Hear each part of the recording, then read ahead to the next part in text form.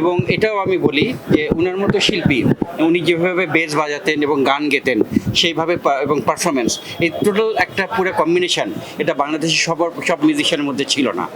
এবং ওনার সবচেয়ে বড় জিনিস যেটা ছিল, উনি খুবই পারফেকশনিস্ট ছিলেন। এত বড় শিল্পী হয়েও কখনো শিল্পের সাথে কোনো কম্প্রোমাইজ করেন নাই। অভিভাবক হারাচ্ছি আমরা, এবং বড় মাথার উপর থেকে যে আসলে ছায়া, মাথার উপর থেকে গাছের বটবৃক্ষ যেগুলো আছে আমাদের মিউজিক ইন্ডাস্ট্রি, একজন একজন করে সরে যাচ্ছেন। ব্যান্ড তারকাদের, পপ তারকাদের রাষ্ট্রীয় মর্যাদা দেওয়া হোক, তাদের জাতীয় পর্যায়ে স্বীকৃতি দেওয়া হোক এবং জাতীয় অনুষ্ঠানগুলোতে তাদের আমন্ত্রণ জানানো হোক। আজ এটাই আমাদের দাবি। হ্যাঁ, শাফিনের মানে টোটালি একটা প্যাকেজ। যেমন গান, তেমন তার চলাফেরা, তেমন তার গেট আপ, তেমন তার মেকআপ, সব কিছু মিলিয়ে একটা পরিপূর্ণ প্যাকেজ ছিল। সেক্ষেত্রে আমাদের দেশের অনেক সেলিব্রিটি কোনো কথা বলে না, শাফিন ভাই কথা বলতেন। শাফিন ভাইকে ইনশাল্লাহ তার গানের সাথে সাথে এই স্পষ্টবাদিতা এবং এই সত্য প্রকাশের সাহসের জন্য আমরা মনে রাখবো। শাফিন ভাইকে নিয়ে আসলে আমার বলতে গেলে কথা শেষ হবে না।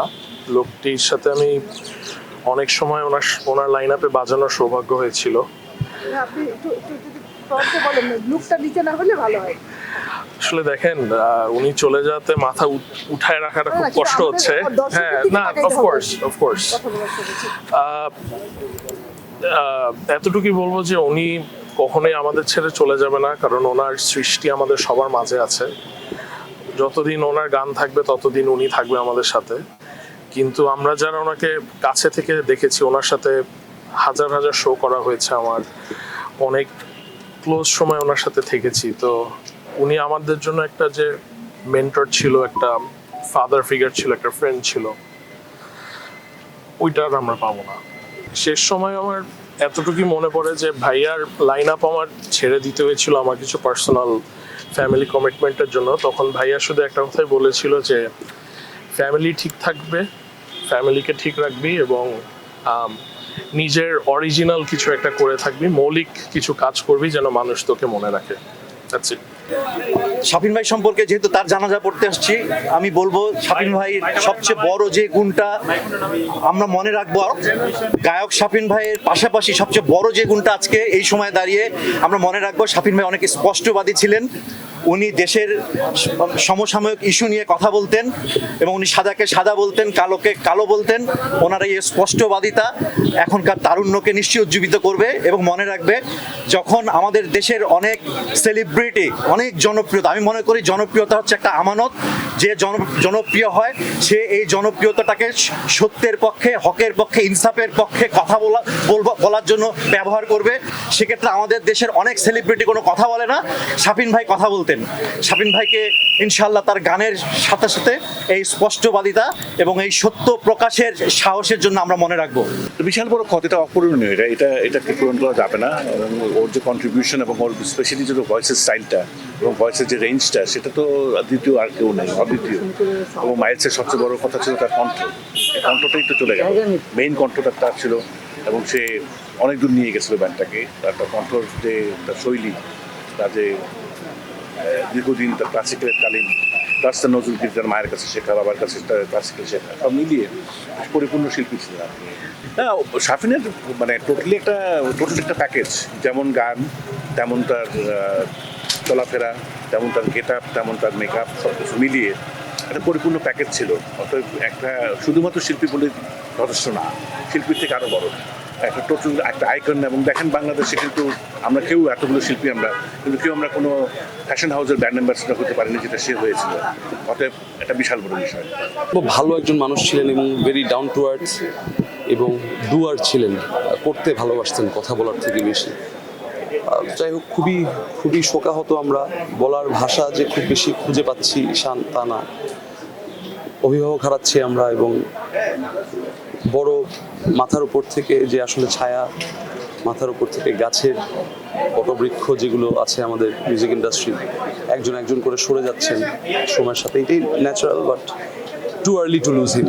এটা আসলে আমরা আরও কিছুদিন ওনাকে পাইলে আমাদের ইন্ডাস্ট্রি আরও সমৃদ্ধ হতো এবং আমরা আরও পেতাম অনেক কিছু।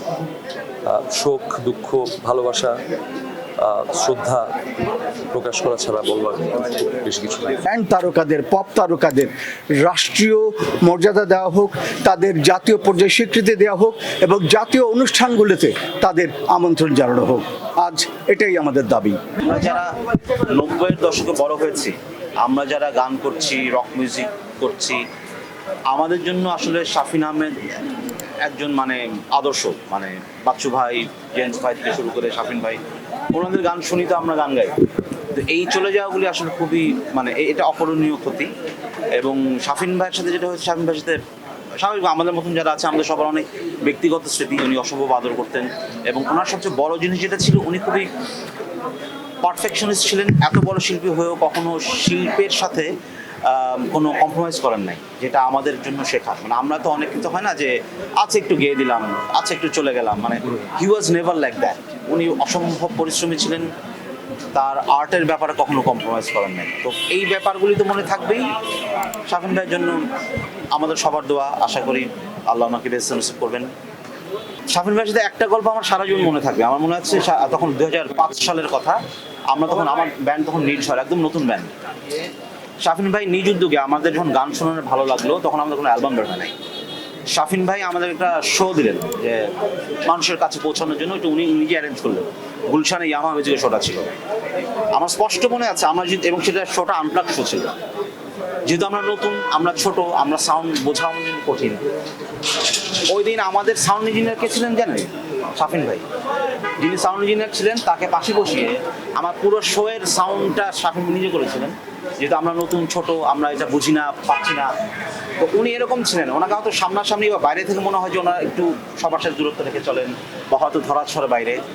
কিছুটা ক্ষেত্রে অবভিয়াসলি ওনার একটু মানে উনি খুবই স্টাইলিশ, মানে 8-10 জনের মতো না, সেটা সত্যি।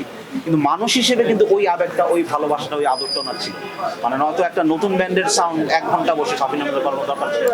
তো এরকম অনেক গল্প আছে শাফিন ভাইয়ের সাথে। শাফিন ভাইয়ের গান করার কথা আমার, উনি যে ফেব্রুয়ারিতে ওনার যখন বায়োগ্রাফিটা বের হয়, আমার শেষ কথা তখন হয়েছে। তো বলো তুই গান বানা স্টুডিওতে আয়, করে ফেলবো, বসা যাবে।